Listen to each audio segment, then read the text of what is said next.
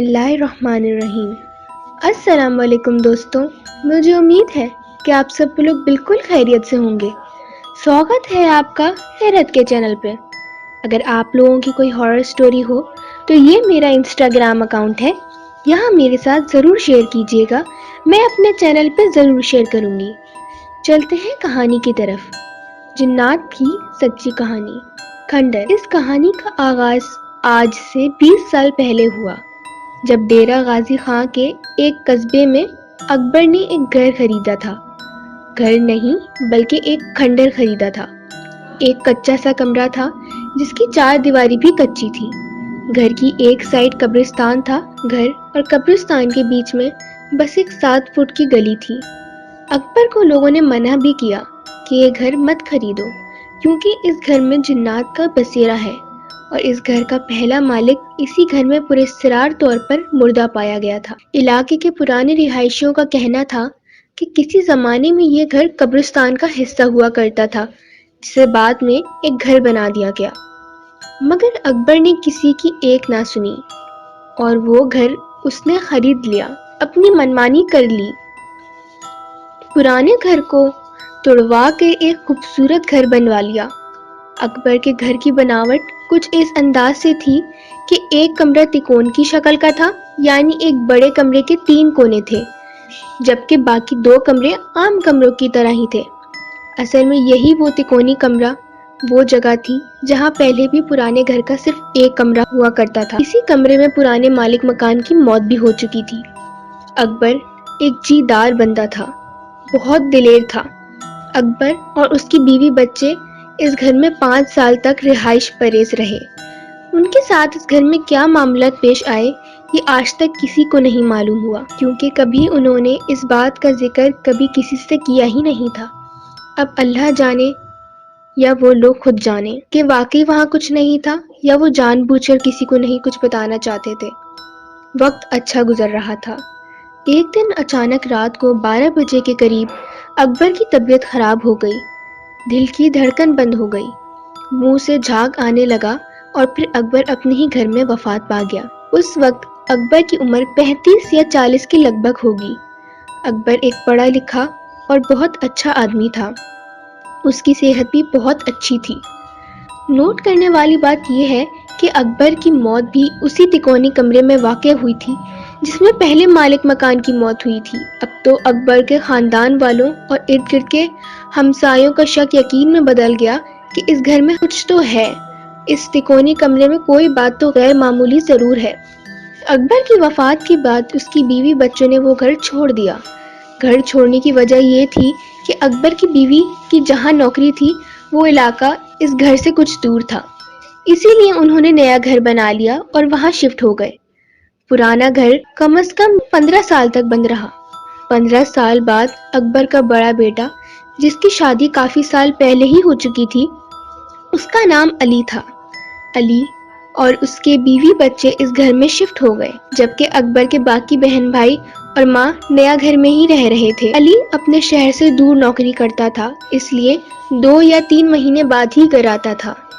علی کی بیوی کا نام سلمہ تھا۔ بتاتی چلوں کہ جس دن 15 سال بعد پہلی مرتبہ گھر کا دروازہ کھولا گیا تو اکبر کا بیٹا علی اس وقت اپنی جاب پر تھا۔ حالات ہی کچھ ایسے تھے کہ علی کی بیوی اکیلی اپنے 4 بچوں کے ساتھ اس گھر میں رہنے آئی۔ بچوں کی عمر 2 سال، 5 سال، 7 سال اور 10 سال تھی۔ سلمہ نے ایک بات نوٹ کی کہ گھر میں عجیب سی ویرانی تھی، لیکن اب رہنا تو یہی تھا۔ چنانچہ اس نے گھر کے کمروں کے تالے کھولنا شروع کیے، لیکن جب اس تکونی کمرے کا دروازہ کھولا تو وہاں عجیب ہی منظر تھا۔ دروازے کے بالکل سامنے کمرے کے اندر ایک بہت بڑی چھپکلی بیٹھی ہوئی تھی۔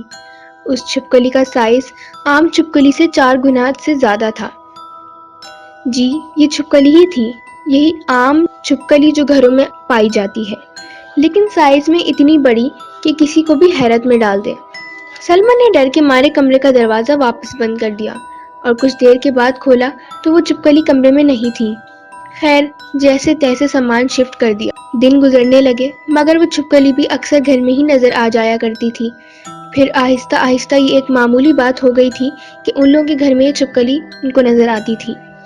سلمیٰ کو گھر میں کچھ غیر معمولی حرکات واضح محسوس ہونے لگی تھی، مگر اس نے وہم سمجھ کر ٹال دیا کیونکہ اب رہنا تو اسی گھر میں ہی تھا۔ کچھ دن بعد جب علی جاب سے واپس آیا تو اس نے گھر کی مرمت کروائی اور کچھ دن گھر رہ کر واپس چلا گیا۔ سلمیٰ نے بازار سے پھولوں کے بہت سارے پودے خریدے اور گھر میں لگا دیے۔ ان پودوں میں ایک پودا رات کی رانی تھا، اس پر رات کے وقت پھول کھلتے تھے۔ آپ لوگ اس پودے کو یاد رکھنا، اس کا تعلق بھی کہانی میں ہے۔ اب سلمیٰ کو اس گھر میں رہتے ہوئے 1 مہینہ ہو چکا تھا اور حالات مزید خراب ہوتے جا رہے تھے۔ اکثر اوقات گھر میں کسی کے کچھ بڑبڑانے کی آواز آنے لگتی تھی، پھر آہستہ آہستہ واضح جملے سنائی دینے لگے۔ یہ جملہ اسی تکونے کمرے میں سنائی دیتے تھے۔ پھر اسے کچھ ہیولے اس گھر میں نظر آنے لگے۔ اس کے بعد سے معلوم ہوا کہ اس گھر میں جنات کی پوری فیملی آباد ہے۔ جنات کی فیملی میں ٹوٹل 5 لوگ تھے، ایک خاوند، اس کی 2 بیویاں اور 2 بچے۔ یہ جنات عیسائی مذہب کے تھے، جن کی بڑی بیوی بہت غصے والی اور بد مزاج تھی۔ یہ جنات سلمیٰ کو انسانی روپ میں نظر آتے تھے۔ سلمیٰ کے مطابق یہ فیملی اس تکونی کمرے میں رہائش پذیر تھی۔ کمرے میں ایک چارپائی بھی پڑی رہتی تھی اور اس کے علاوہ بھی کچھ سامان اس کمرے میں موجود تھا۔ سلمیٰ جب بھی کسی کام سے اس کمرے میں جاتی تھی، جن غصہ کرتے اور اسے ڈانٹتے کہ تم لوگ اس گھر میں کیوں آئے ہو، یہ ہمارا گھر ہے، یہاں سے چلے جاؤ ورنہ تم لوگ نقصان اٹھاؤ گے۔ سلمیٰ کو اب ان کی عادت سی ہو گئی تھی۔ وہ سمجھتی تھی کہ یہ جن ایسے ہی دھمکیاں دیتے رہیں گے، لیکن اسے معلوم ہی نہیں تھا کہ اب کچھ بہت ہی برا ہونے والا ہے۔ اس گھر میں رہتے ہوئے سلمیٰ کو 2 سے 3 مہینے ہو چکے تھے۔ ایک دن اس نے یہ بات نوٹ کی کہ اس کا چھوٹا بیٹا، جس کی عمر 2.5 یا 3 سال تھی، ہر وقت تکونی کمرے میں بیٹھا کھیلتا رہتا ہے۔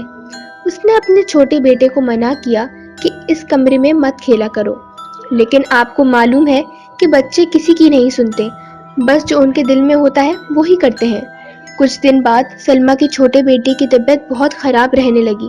وہ سمجھی شاید معمول کا بخار ہے اور ٹھیک ہو جائے گا، لیکن بہت علاج کرنے کے باوجود بھی بچہ ٹھیک نہیں ہو رہا تھا۔ آخر کار سلمیٰ نے اپنی بہن سے بات کی اور اسے سارے معاملے کے بارے میں بتا دیا۔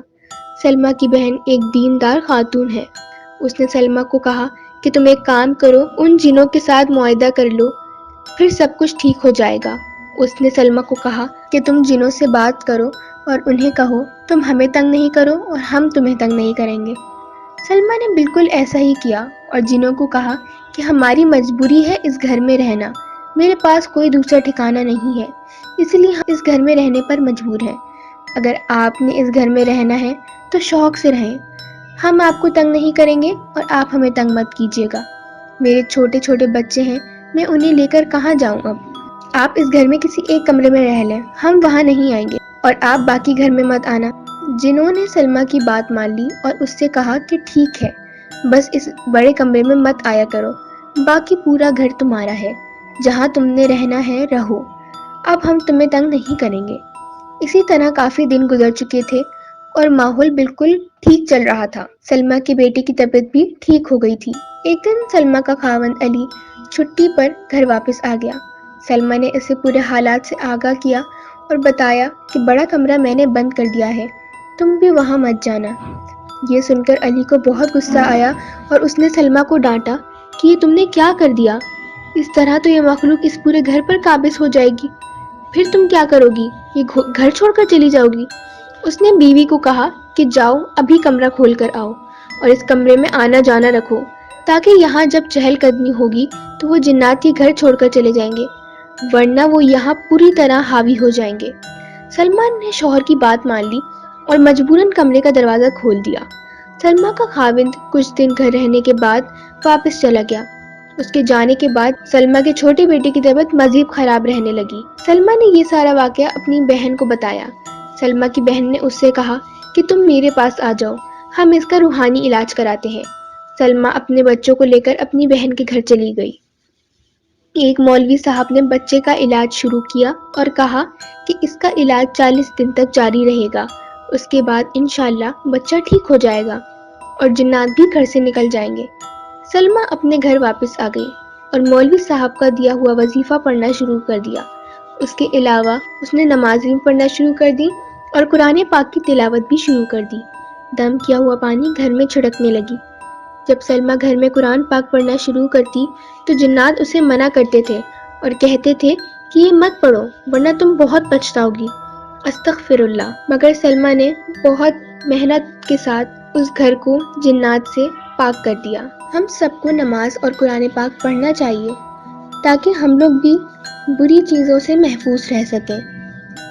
اگر آپ لوگوں کو آج کی کہانی پسند آئی ہو تو مجھے کامنٹ سیکشن میں ضرور بتائیے گا۔ ملتے ہیں اگلی ویڈیو میں۔ اللہ حافظ۔